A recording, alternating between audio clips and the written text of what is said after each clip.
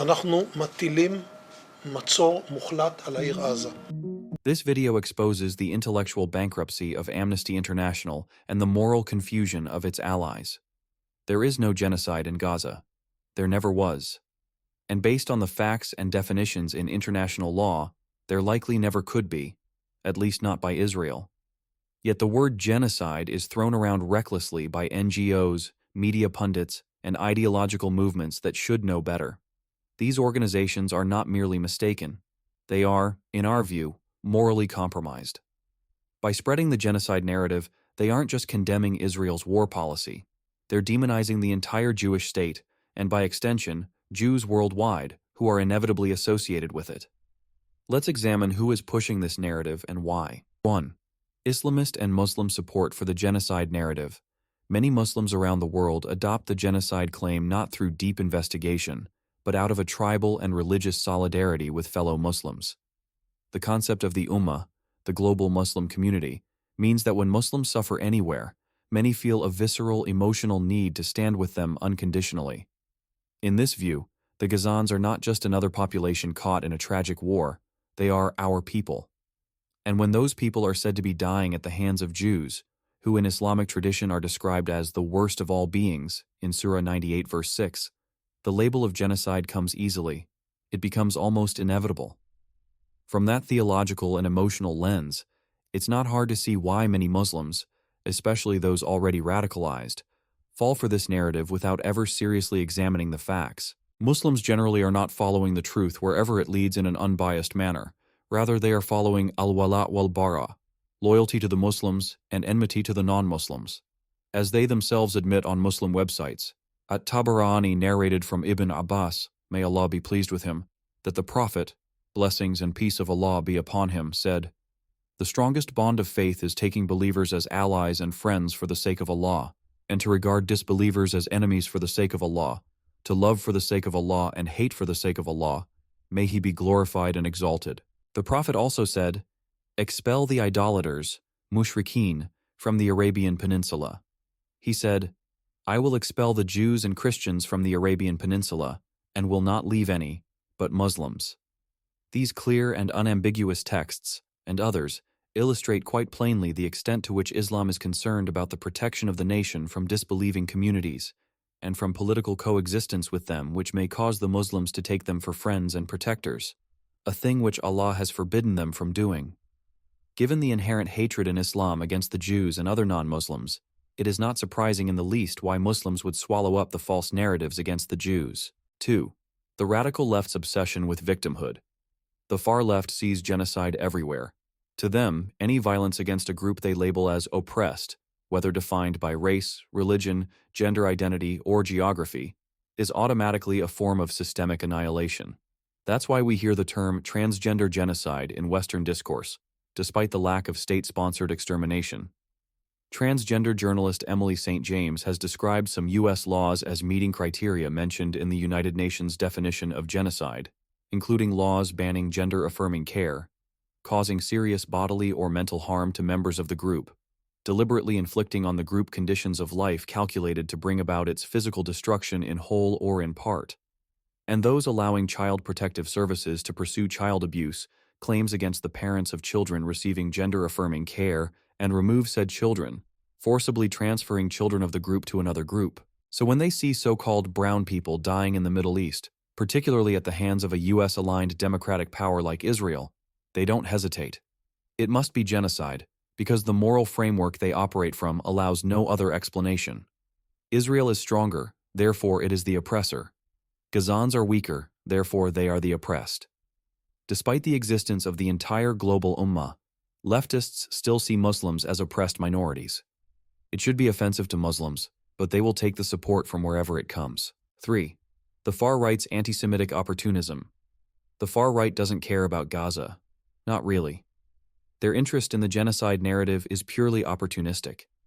They seize on the suffering of Gazans as a tool to vilify Jews, because they already hate Jews.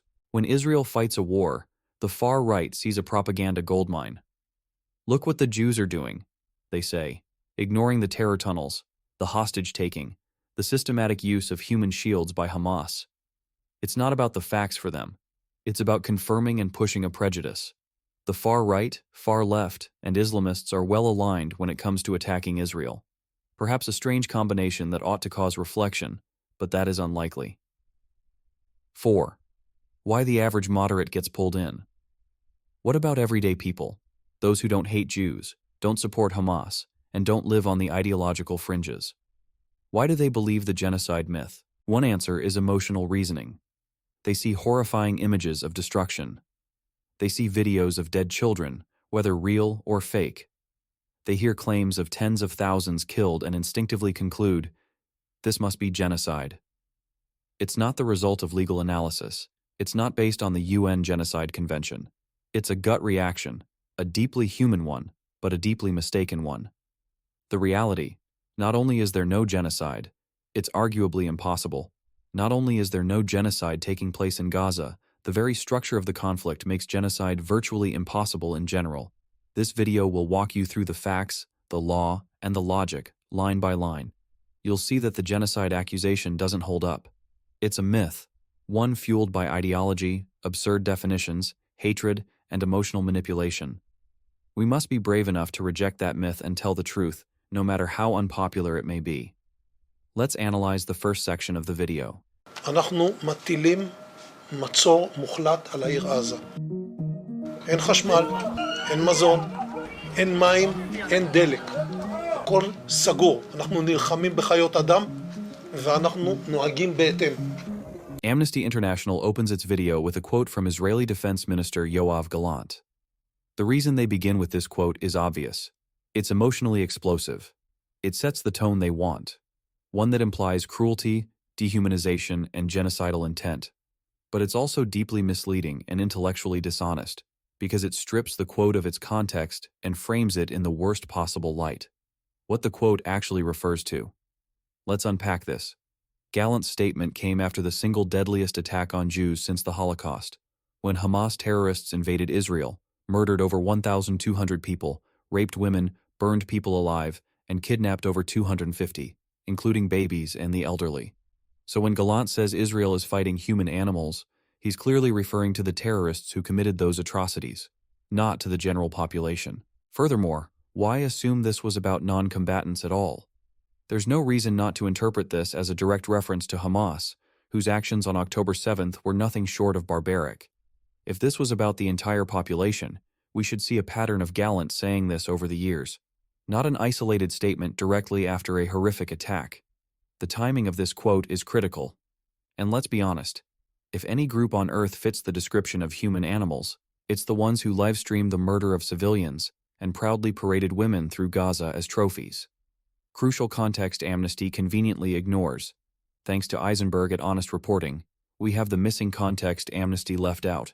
Namely, Gallant's broader statements from that same period, which paint a very different picture. From Reuters, October 13th. Israel is waging all-out war on Hamas militants to effect permanent change and safeguard its future as a prosperous democracy. Gallant said Palestinian civilians who want to save their lives must heed Israel's warning to evacuate southward. Does that sound like someone orchestrating genocide? If Gallant's goal was mass extermination, why would he call on civilians to evacuate? Genocidal regimes trap their victims, not warn them. Evacuation orders undermine the very premise of a genocidal campaign. And this wasn't just on October 13th.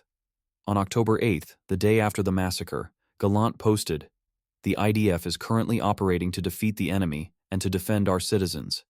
We are prepared to widen operations. The State of Israel will win this war, and Hamas will be held responsible for its actions. Not Gaza, not Palestinians, not civilians. Hamas." So what do we have in the very first 10 seconds of Amnesty's video? A textbook example of deceptive quote mining. They cherry-pick one inflammatory sentence. They withhold clarifying statements made by the same official within hours or days. They frame it in a way that suggests genocidal intent, when everything else points to a war against a terrorist group, not a civilian population. This is not just bad research. It's propaganda. And to open a video accusing an entire nation of genocide with such a manipulated presentation is not only outrageous, it's dangerous. It fuels anti-Semitism. It spreads lies.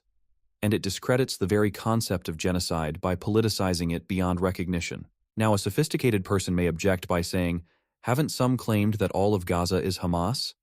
For example, Jason Shvili wrote in the JNS that Palestinians are Hamas, and Hamas are Palestinians.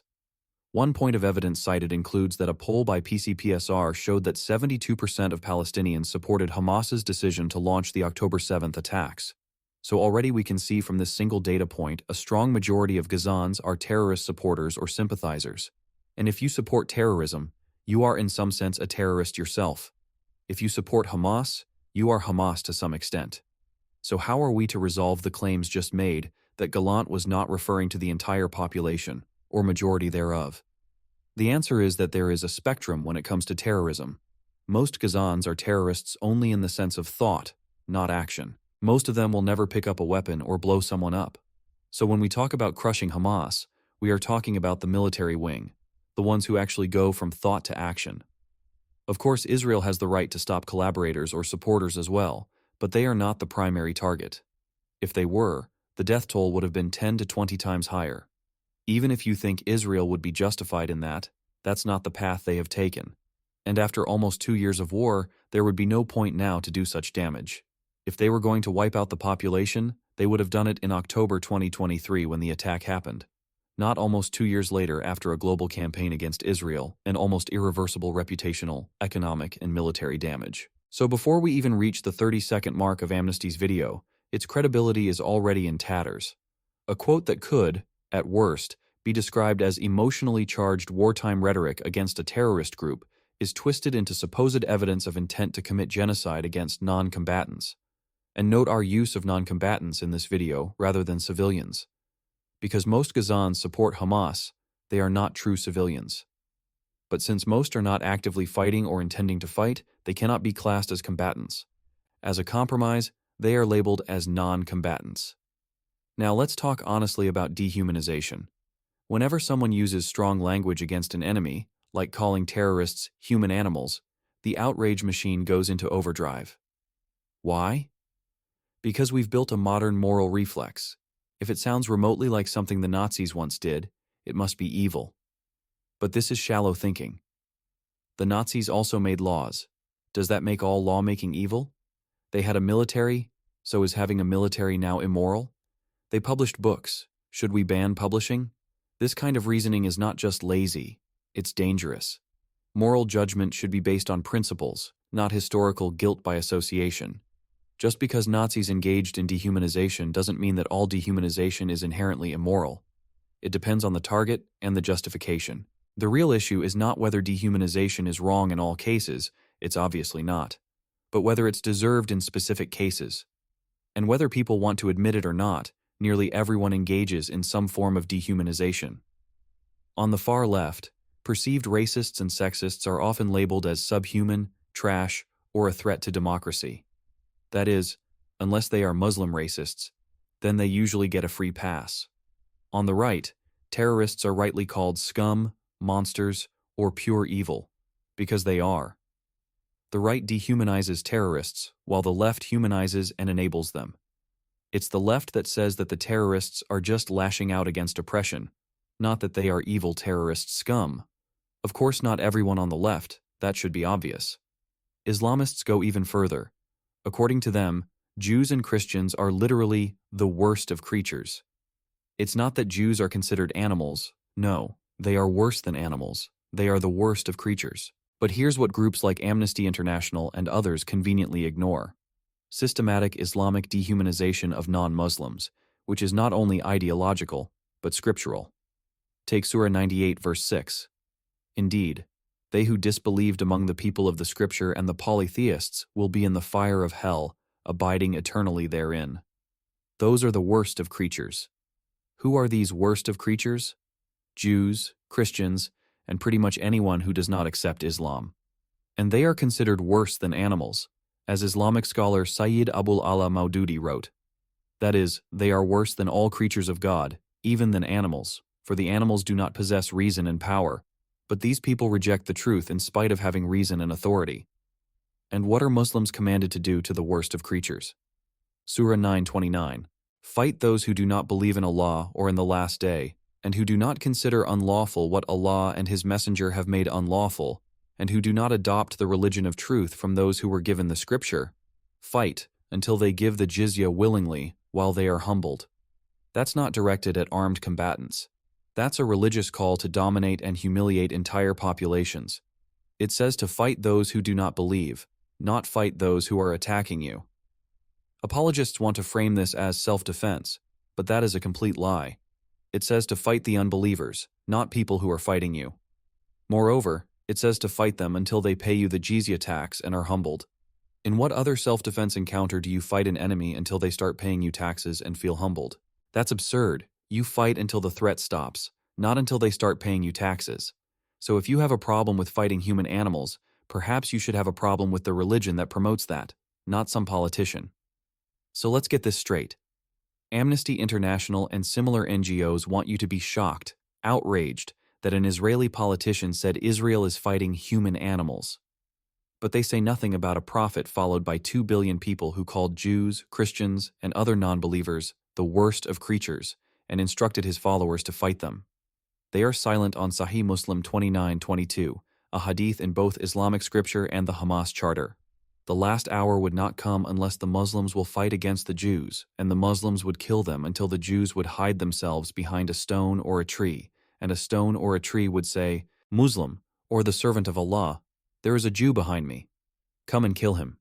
But the tree Garkad would not say, "For it is the tree of the Jews." Where is the global outrage about that?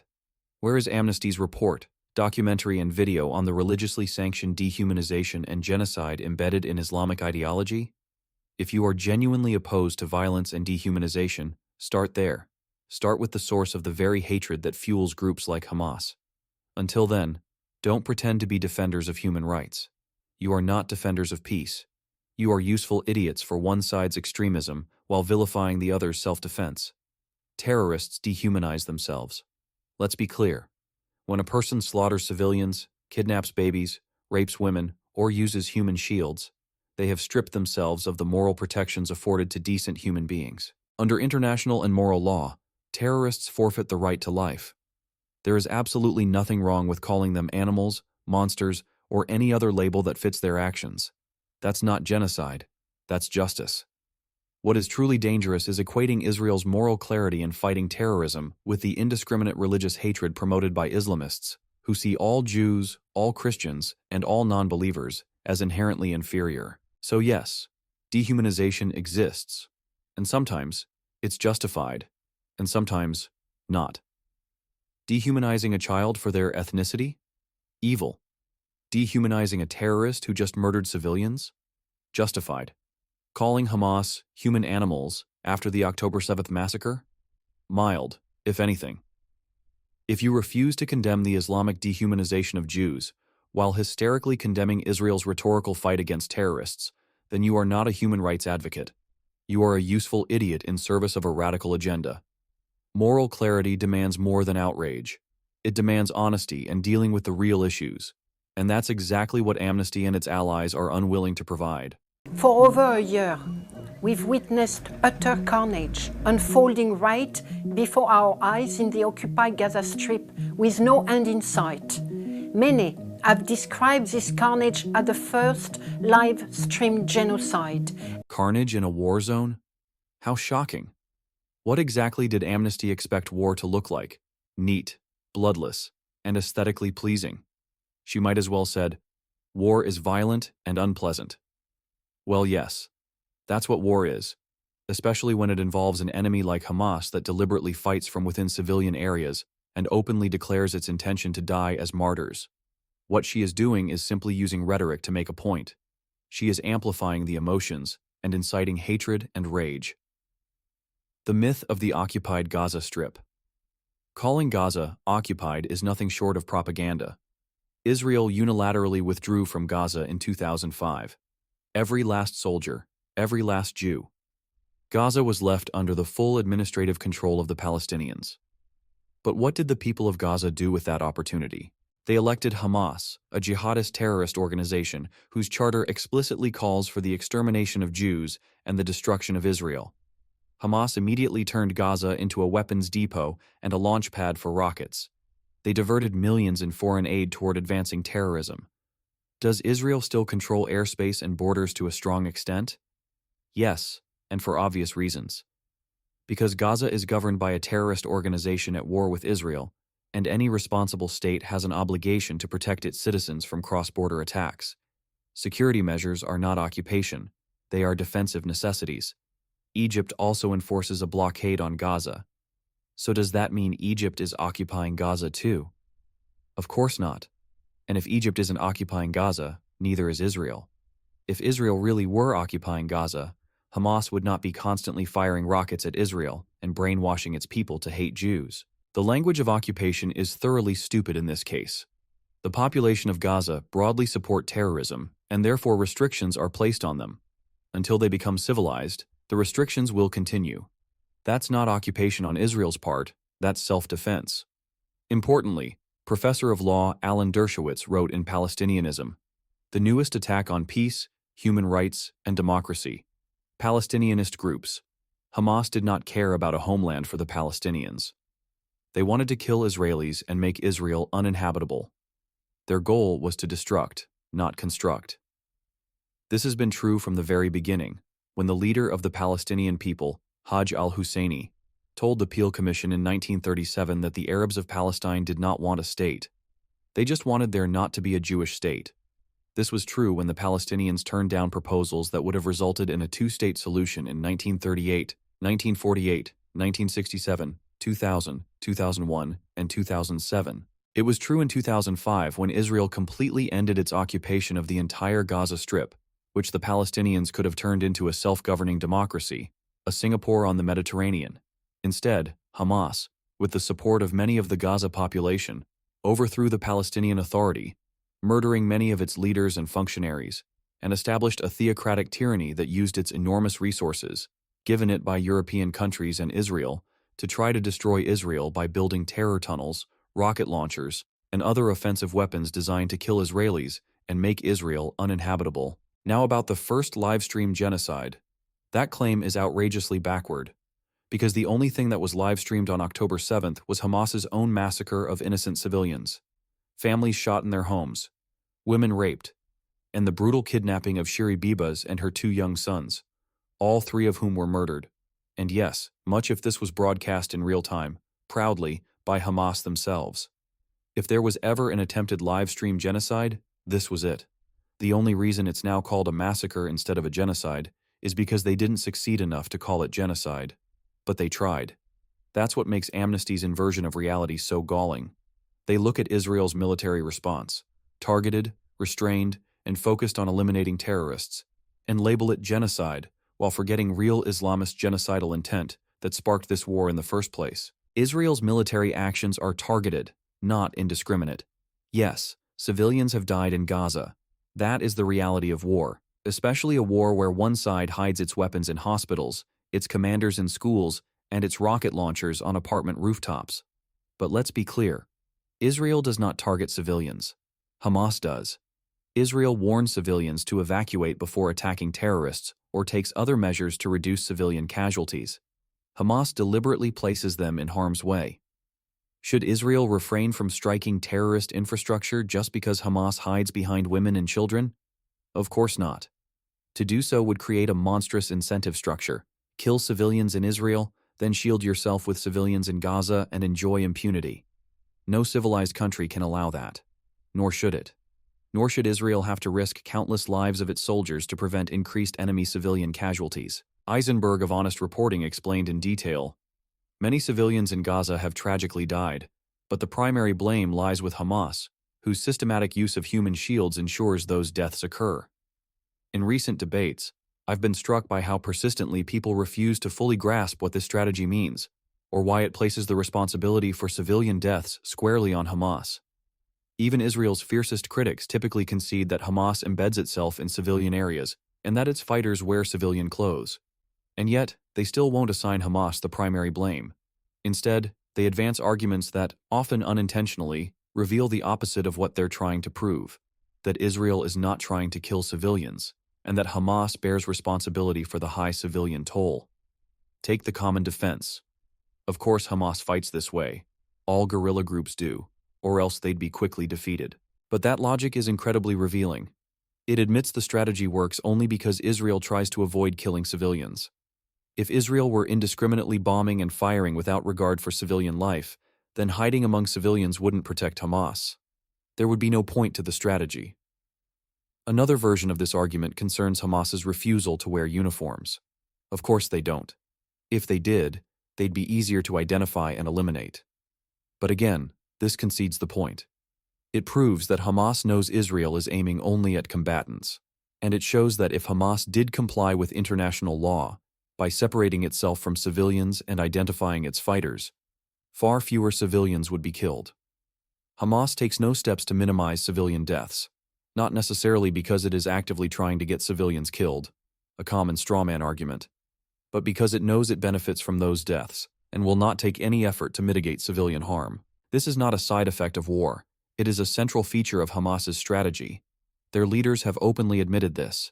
Civilian casualties are exploited to isolate Israel diplomatically and inflame global outrage. And when critics shift the blame onto Israel, they only reinforce and reward this logic. The more the world condemns Israel for casualties caused by Hamas's tactics, the more Hamas is incentivized to continue, ensuring more civilian death, not less.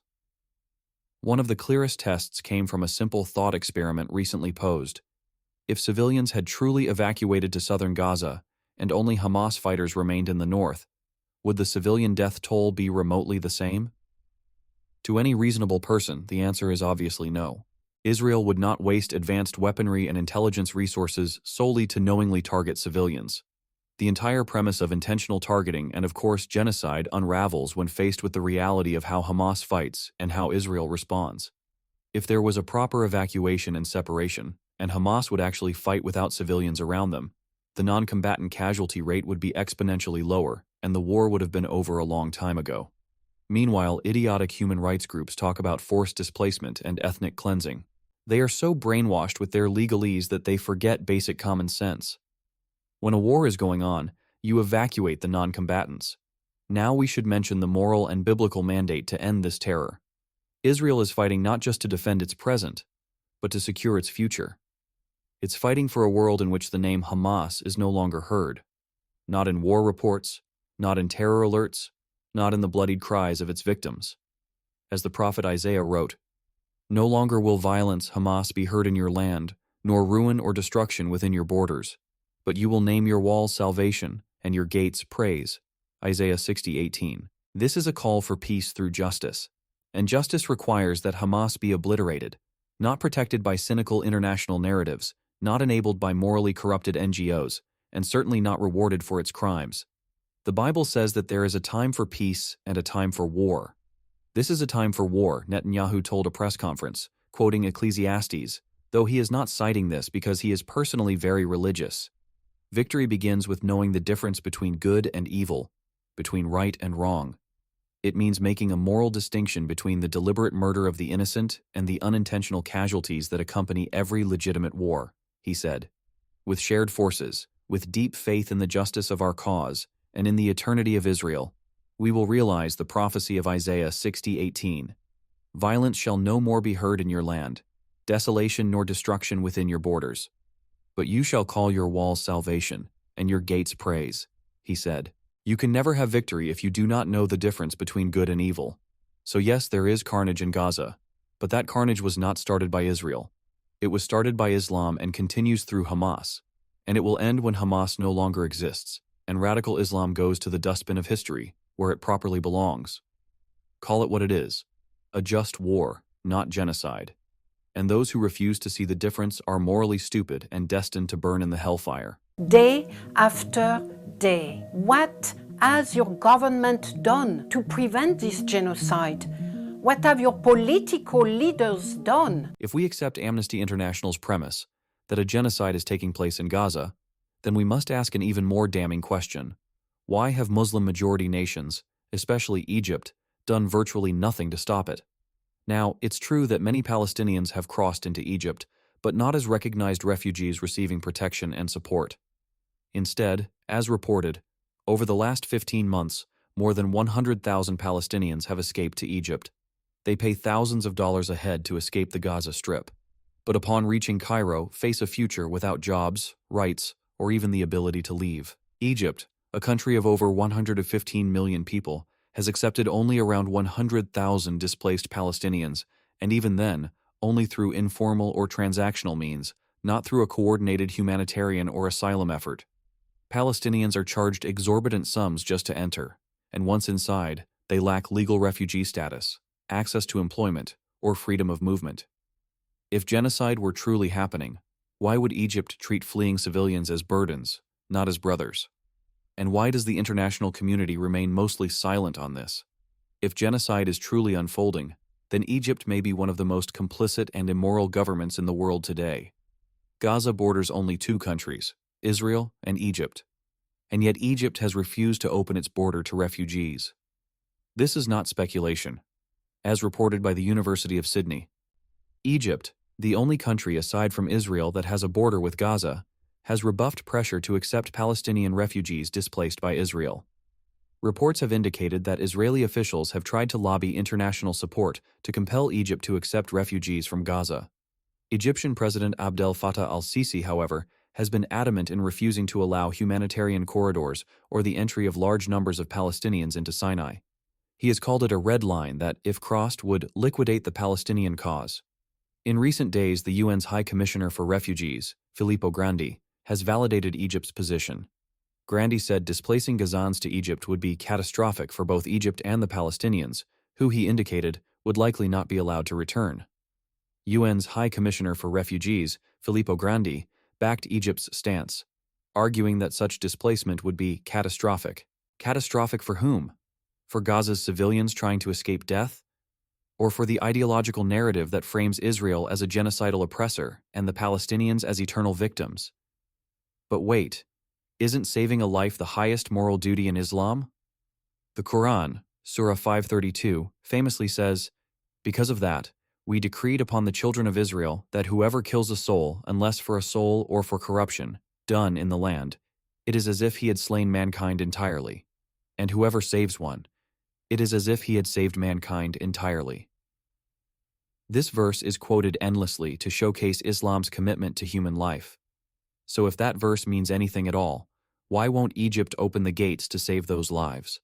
Why won't Jordan, Saudi Arabia, Qatar, or Turkey do the same? If this truly is a genocide, wouldn't saving just one Palestinian life be worth it? What are they worried about? Return rights?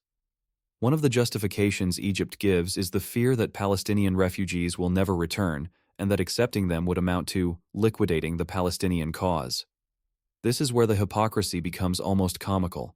If this were an actual genocide, there would be no one left to return. Genocide means extermination, not temporary relocation. Did Jews fleeing Nazi Germany worry about whether they could return to Poland or Germany? No. They were trying to survive. The real question is, why aren't Muslim nations doing the same for Palestinians if they genuinely believe genocide is occurring? If they believe a Holocaust is happening by the supposedly Nazi Zionist regime and they don't take in refugees, they are evil and complicit in genocide. The fact that most of them are not doing all they can to pressure Muslim countries to take in refugees while trying to attack Israel means they would be complicit in the genocide. Because if Israel is a Nazi regime, you can't reason with them.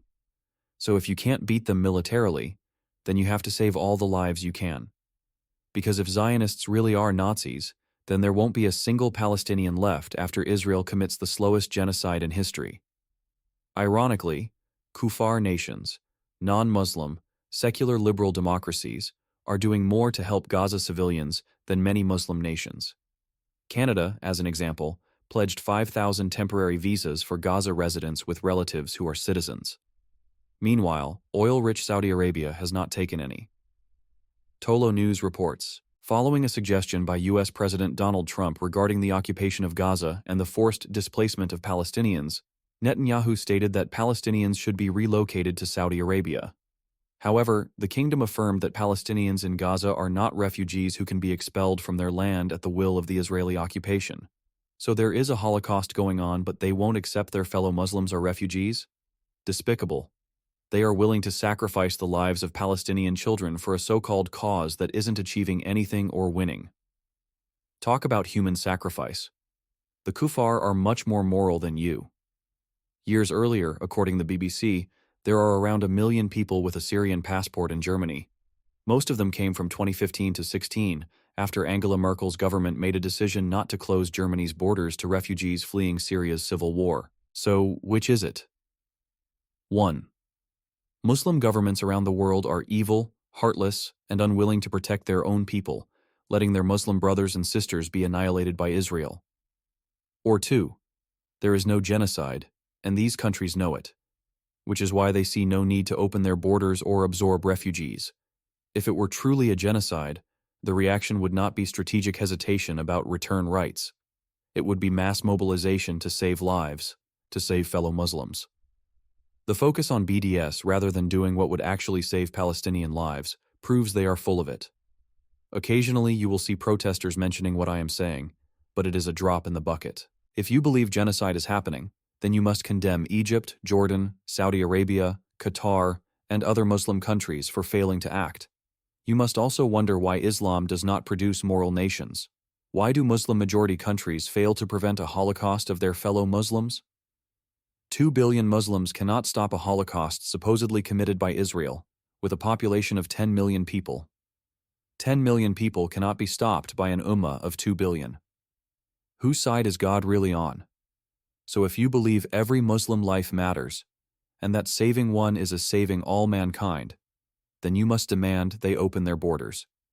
And if you don't, if your outrage is reserved only for Israel while excusing the complete inaction of every Muslim neighbor, then this was never about genocide. It was always about attacking Israel. What are they doing now? Israel has been waging an ongoing and devastating offensive on the occupied Gaza Strip. More than 43,000 Palestinians have been killed and tens of thousands injured, nearly 2 million displaced, neighborhoods flattened, aid and life-saving supplies restricted, all sparking an unprecedented humanitarian catastrophe. The term genocide has increasingly been used to describe Israel's conduct in Gaza. Unbelievable. Did they really just parrot Hamas's casualty numbers without qualification? Did they seriously cite 43,000 deaths as if that number is reliable, without even mentioning how many of those killed were terrorists, not civilians? By uncritically citing that number, Amnesty is lumping terrorists in with victims, counting genocidal murderers as casualties of so-called genocide. That is an astonishing level of moral and intellectual failure. Who are the 43,000? Amnesty doesn't want to ask. According to a report by the Henry Jackson Society, cited by Kanan Lidor of JNS, the death toll often quoted in Western media comes from Gaza's Hamas-run health ministry, which is not a neutral or reliable source.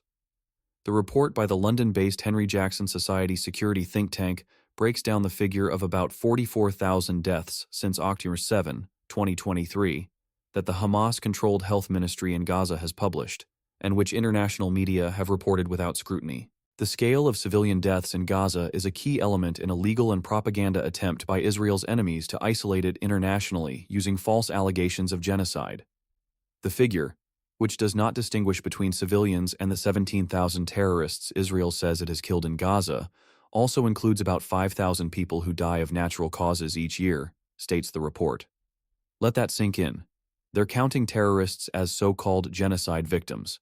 They're counting annual natural deaths as part of Israel's so-called atrocities. They're not distinguishing civilians from combatants, even though that distinction is central to any serious legal or moral analysis of war. By this logic, the 9/11 hijackers should be counted as part of the 9/11 death toll. After all, they died too, didn't they? This isn't just sloppy. It's insane. Displacement and war. What did you expect? Amnesty also complains about 2 million displaced. Yes, because it's a war zone.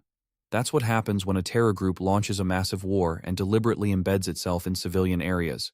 Israel has repeatedly urged civilians to evacuate for their safety, and many have. This isn't genocide. It's textbook wartime evacuation in response to a threat that operates from apartment buildings, schools, and hospitals. Want to avoid displacement? Don't elect a terror group to govern your enclave.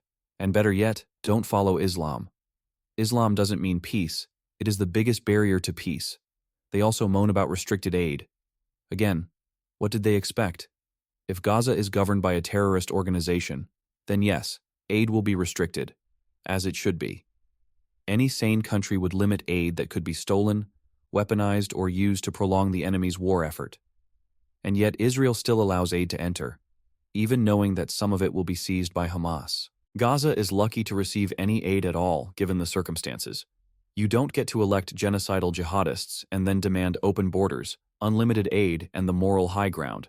Those live by the sword, die by the sword. If you live by jihadist terrorism, it won't end well for you. If you vote to kill other people's children, don't be surprised when yours suffer too.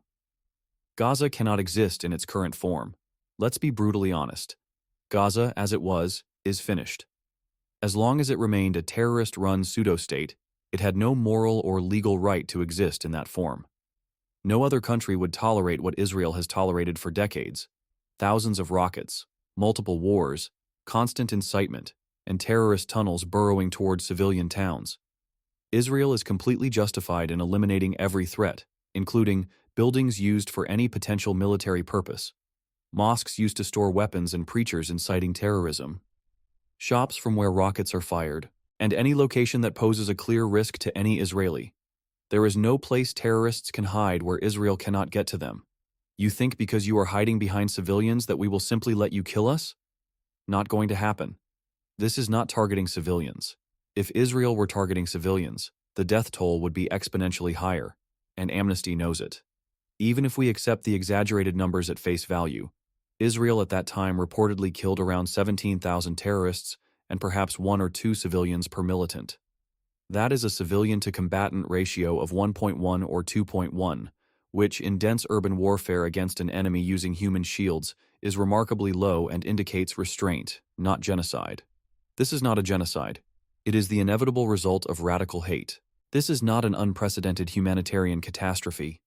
It is a predictable outcome when a population is indoctrinated for decades or centuries with Islamist hate, governed by a death cult, and allowed to function as a base for regional jihad. It's not a mystery. This is what happens when you turn your society into a launching pad for attempted genocide and martyrdom.